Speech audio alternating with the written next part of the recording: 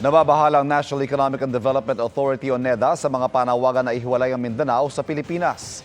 Ayon kay NEDA Undersecretary Rose Marie Edilion, bukod sa economic cost, baka magdulot daw ito ng social cost o di magandang epekto sa lipunan. Maaari rin daw itong makasagabal sa mga economic arrangements at pagpasok ng investor sa bansa. Kung mangyayari, kailangan pang makipagkasundo ng gobyerno sa Mindanao para sa kalakalan, kaya tataas ang gasto sa pagnenegosyo. Kakailanganin din ng panibagong visa o passport para makapasok doon. Sang-ayon sa Edilion sa sinabi ni Pangulong Marcos na doomed to fail ang panawagan para rito. 16% ng gross domestic product o GDP ng bansa ay galing sa Mindanao. Mga kapuso, patuloy na tumutok sa mga balita. Mag-subscribe sa GMA Integrated News sa YouTube.